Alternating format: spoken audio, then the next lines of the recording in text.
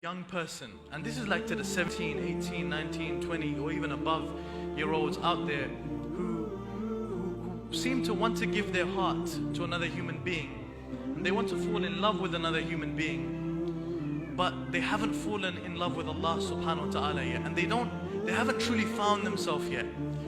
What advice, key advice could you give to people like that? Should they get married without finding themselves? What kind of problems can they find themselves in?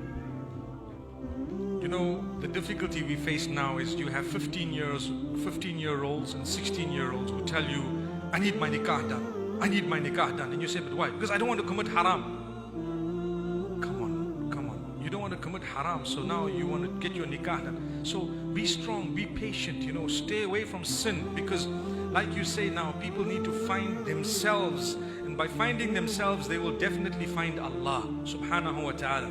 I always say, you will not even know that your choice of a spouse shapes your future until you get married, in a lot of cases.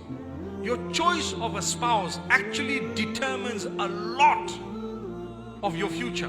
So choose well. And if you don't know how to, don't choose with your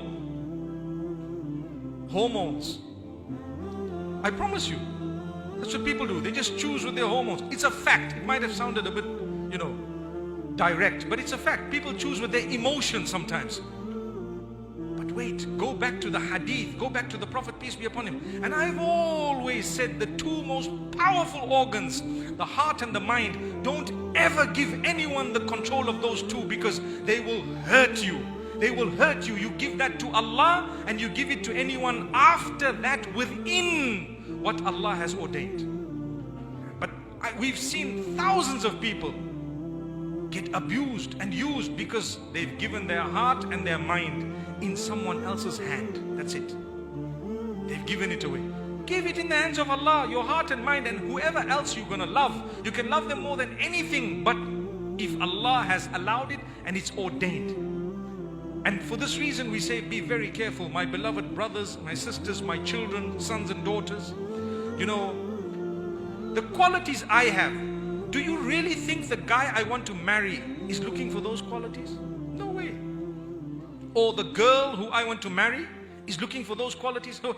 I haven't even built my qualities to the point where the person I would like to marry would even be interested in. Would even be, if you get what I'm saying. And I want to get married, and that's it. And that's it. There it goes. So learn to develop yourself. Learn to get closer to Allah. Look at people, look at others who are married, talk to them, see what it's all about. And this is why I say, my brothers and sisters, do you know when you go to school and you're growing, you're still finding yourself, you're still setting your foot on the ground. Sometimes we make big mistakes as we're growing up. Allah will forgive you, but the people who know about it will not forgive you. Allah will forgive you for the mistakes you've made.